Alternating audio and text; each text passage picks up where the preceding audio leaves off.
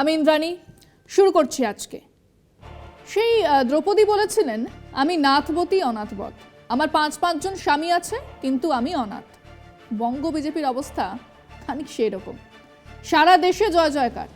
মহারাষ্ট্রে আঞ্চলিক দলের মাথায় চেপে বিজেপি তার ক্ষমতা বাড়িয়েছে। নিশ্চিতভাবেই এরকমই চলতে থাকলে, মানে কংগ্রেসের নেতৃত্বে ক্রমাগত ভুল হতেই থাকলে, আর 5 বছর পরে বিজেপি এই রাজ্যের শরিক দলগুলোর দিকে ফিরেও তাকাবে না। যেমন তারা এখন বিজু জনতা দলের দিকে বা মায়াবতীর দিকে বা হরিয়ানার জেজেপির দিকে ঘুরেও তাকায় না। ঝাড়খণ্ডে হেরেছে, কিন্তু ভোটের পার্সেন্টেজের দিক থেকে তারাই সব থেকে বেশি ভোট পেয়েছে। উত্তরপ্রদেশে আবার তীব্র উগ্র হিন্দুত্ববাদকে সামনে রেখে তাদের ক্ষয় আটকাচ্ছে। কিন্তু এই বাংলায় তারা এক চালচুলোহীন, ছন্নছাড়া, দিশাহীন পথিক, যাদের দেখলেই বলতে ইচ্ছে করে, পথিক তুমি কি পথ হারাইয়াছ? Where is the জোশ? সেসব বলার মতোই অবস্থা নয়। 77টা আসন জিতে বিধানসভাতে এসেছিল। পূর্ণিমার চাঁদের মতো ক্ষয়ে ক্ষয়ে যাচ্ছে রোজ। অমন ডাবগ্রাম ফুলবাড়ি, সেখানকার বিধায়ক শিখা চ্যাটার্জি মাত্র গতকাল বিধানসভাতে বলেছেন, দিদি আমাকে একটু বুঝিয়ে দেবেন। বিধানসভাতে ওনার নেতা, কথায় কথায় বলেন মমতা বেগম, কালীঘাটের নেত্রী, সেই বিধানসভাতে বসে এক বিজেপি নেত্রী বলছেন, দিদি বুঝিয়ে দিন। এর থেকে অনেক কিছু বোঝার আছে। দলের কমসম করে আরও জনাদশেক বিধায়ক ক্যামাত স্ট্রিটে যোগাযোগ রাখছেন। কালীঘাটে গ্রিন সিগন্যাল পেলেই ওনাদের দলে দমবন্ধ লাগা শুরু হবে। বিধানসভা ছেড়েই দিলাম, রাস্তাতেও বা বিজেপি কই? আর সেটাই বিষয় আজকে। বিজেপি এই রাজ্যে অনাথ, ছন্নছাড়া, দিশাহীন।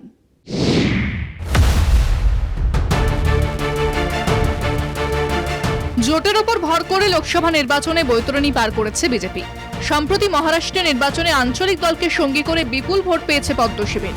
আর এই রাজ্যে সংগঠন মজবুত করে প্রধান বিরোধী দল হিসেবে তৃণমূলকে চ্যালেঞ্জ ছুড়ে দেওয়া তো দূর, উল্টে ক্রমশই দলের ভিত নড়বড় করছে। বলা যেতে পারে একেবারেই একটা চালচুলোহীন, ছন্নছাড়া, দিশাহীন। সুকান্ত মজুমদার মন্ত্রীপদ পাওয়ার পর রাজ্য সভাপতির জায়গাটা ফাঁকাই রয়েছে, কিন্তু এতদিন পরও একজন ফুল টাইম রাজ্য সভাপতি দিতে পারেনি বিজেপি। তবে কি সেই জায়গা শুভেন্দু নেবেন? নইব চ। কারণ এই রাজ্যে টিকে থাকা তাবড় বিজেপি নেতাদের মধ্যে তিনিই একমাত্র। পাশাপাশি তার বিরোধী দলনেতার পদটাও হাতছাড়া হতে পারে। সুকান্ত প্রতিমন্ত্রী হয়ে গিয়েছেন। এদিকে লোকসভা নির্বাচনে হারার পর দিলীপ ঘোষের পাত্তা এখন আর পাওয়া যায় না বললেই চলে। যে আর্যিকর ইস্যুকে কেন্দ্র করে উত্তাল হয়েছিল রাজ্য রাজনীতি, সেই ইস্যুকে সামনে রেখে আন্দোলনে লাল রং লাগাতে অসুবিধা হয়নি বামেদের। সেই আন্দোলনেই এক বিন্দু দাগও কাটতে পারেনি পদ্মশিবির। তাই এ রাজ্যে বিজেপি অস্তিত্ব নিয়ে একটা প্রশ্ন চিহ্ন থেকেই যাচ্ছে।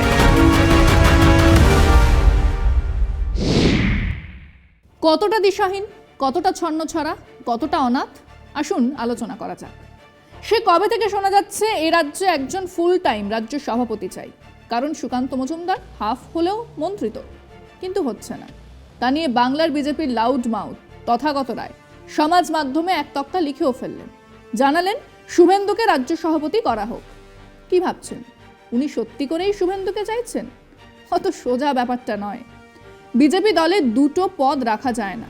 কাজেই শুভেন্দু রাজ্য সভাপতি হলে বিধানসভায় বিরোধী দলনেতা পদটা যাবে ভোগে। শুভেন্দু রাজি হবেন? কভি নেই। তিনি বড় নেতা, বাংলাতে বিজেপির যারা সক্রিয় তাদের মধ্যে অন্যতম। 6টা নির্বাচনে গোহারান হারার পরে সাফ জানিয়ে দিলেন, নির্বাচন, প্রার্থী, প্রচার, স্ট্র্যাটেজি এসব ওনার আয়তায় পড়ে না। মানে জানিয়ে দিলেন এসবে বিস্তর ভুল আছে। জানাতে ভুললেন না যে তিনি আদতে ওই পূর্ব মেদিনীপুরের নেতা। বললেন সেখানে 2টো আসনে তো জিতেই রেখেছে। কিন্তু যে দল 2019-এ 40.25% ভোট পেয়েছিল, সেই দল কেন 2024-এ কেন্দ্রীয় নিরাপত্তা বাহিনী আর নির্বাচন কমিশনের যাবতীয় সুবিধে নিয়ে টাকার পাহাড় খরচ করে ধোঁয়াধার প্রচার চালিয়েও শেষ পর্যন্ত 38.77% ভোট পেলেন? সেটা বলেননি। 21-এর পর থেকে প্রতিটা বাই ইলেকশনে বিরাট হার। কিন্তু বিজেপির এ রাজ্যে 3 ঘোড়া 3 মুখ। শুভেন্দু বলে আমায় দেখ, দিলীপ বলে আমায়। সুকান্ত মজুমদার যে কি বলেন ওনার দলের লোকজনেরাই বুঝে উঠতে পারেন না, তো মানুষ কি করে বুঝবে? ওদিকে শ্রমিক ভট্টাচার্য, তিনি এই লড়াইয়ের মধ্যে খানিক স্যান্ডউইচ, মিডিয়া সামলাতেই দিন কেটে যায়। তৃণমূল 2019-এ পেয়েছিল 43.27% ভোট, 2024-এ পেল 45.76% ভোট।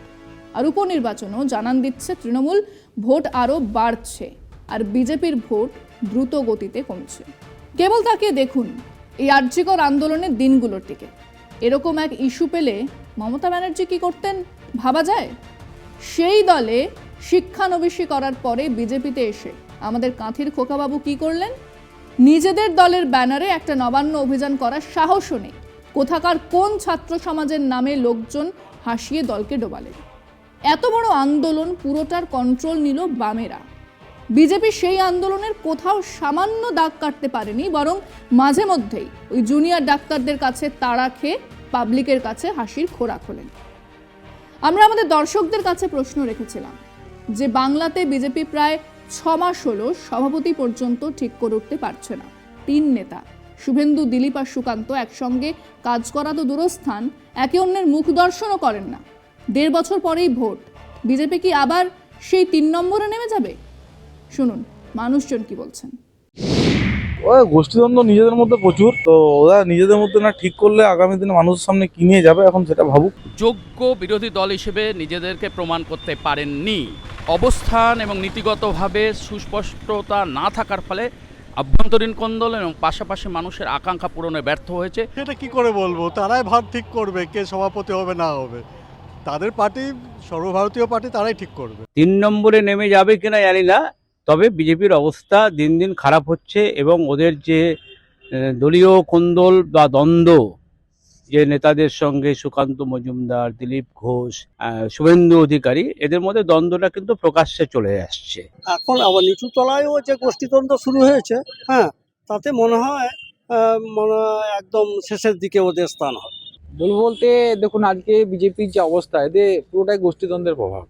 বঙ্গীয় রাজনীতিতে বিজেপির অবস্থা সত্যি খুব করুন। 2026-এর আগে ওরা মনে হচ্ছে নিজেদেরকে আর ঠিক মতো গুছিয়ে বাগিয়ে উঠতে পারবে না। 2026-এই না বিজেপি পশ্চিমবাংলা থেকে শেষ হয়ে যায়, বিজেপি শূন্য হয়ে যাবে। বিজেপি আর তৃণমূল যেভাবে সেটিংয়ে চলছে তাতে বিজেপির কোনো অস্তিত্বই পশ্চিমবঙ্গে থাকবে না।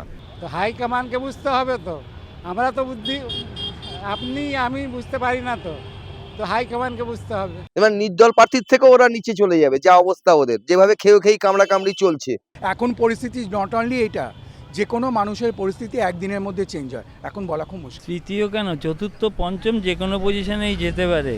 জঙ্গলের মধ্যে অজস্র গাছ জন্মায়, অঙ্কুর দেখলেই বোঝা যায় না সেই গাছটা মহিরু হবে। সুকান্তদা থেকে শুরু করে সবাই একসঙ্গে বাংলা দখলের জন্য ঝাঁপাচ্ছেন। বাংলার প্রতিটা কোনায় কোনায় তাদের আন্দোলন, তাদের প্রতিবাদ জারি রয়েছে। আর তো গোষ্ঠী কোন্দল সবসময় চলছে ওদের মধ্যে, কে বড় হব। দিলীপ বলছে আমি বড়, শুভেন্দু বলছে আমি বড়, সুকান্ত বলছে আমি বড়, এই তো চলছে ওদের। এ দলটা ওই যে সদস্যপদ যখন দেয় তখন দেখা যায় যে চারিদিক থেকে 1 কোটি 2 কোটি সদস্যপদ দেবে। কিভাবে করছে কিভাবে না করছে সেসব আমরা বুঝতে পারি না। বিজেপি তার যে প্রাপ্ত ভোট এবং যে সিট পেয়েছিল 2021-এ বিধানসভা নির্বাচনে, সেই সিটও ধরে রাখতে পারবে না। সর্বভারতীয় একটা দল, সেখানে তাদের কিছু নর্মস থাকে, নিয়ম কানুন থাকে, নানান রকম থাকে, সেইগুলো করতে গেলে সময় লাগছে, একটু তো ধৈর্য ধরতেই হবে। এগুলোর সঙ্গে কিন্তু আমার মনে হয় না যে কেউ কারোর মুখ দর্শন করে না। সমস্যাটা অবশ্য ঠিক এই 3 নেতার নয়, সমস্যাটা মাটির। এই মাটিতে বিজেপি বেমানান। এই মাটিতে এক কোট আনকোট অশিক্ষিত বামুন সেই কবেই বলেছিলেন যত মত তত পথ, আর সেটা বলার আগে নিজে মুসলমান হয়ে বুঝেছিলেন যে পথ অনেক হলেও সেই সর্বশক্তিমান একজনই। এই মাটিতেই সে কবে এক খ্রিস্টান পাদ্রী সাহেব নেচে নেচে গেয়েছিলেন আমার খোদা যে হিন্দুর হরিষে, ওই দেখো শ্যাম দাঁড়িয়ে আছে। গেয়েছিলেন খ্রিস্টে আর কৃষ্ণে কোনো বিভেদ নেই। এই মাটিতে দাঁড়িয়ে ত্রিশূলধারী ভণ্ডদের বিরুদ্ধে গর্জে উঠেছিলেন নেতাজি। এই মাটিতেই শাশ্বত মানবতার গান গেয়েছেন আমাদের ঠাকুর রবি ঠাকুর। এখানে অরঙ্গজেবের অলাদ বলে গাল পারলে চারদিক থেকেই তার প্রতিবাদ হবে। এখানে 70% ভোটকে এক জায়গাতে আনতে চাইলে তা হবে না। এই মাটিতে বিজেপির দর্শন বেখাপ্পা, বেমানান। এখানে বিজেপির নেতারা ওই নাথবোধই অনাথবোধ হয়েই কাটিয়ে দেবেন চিরটাকাল। আজকে এ পর্যন্তই। দেখতে থাকুন কলকাতা টিভি, রাত দিন 7 দিন।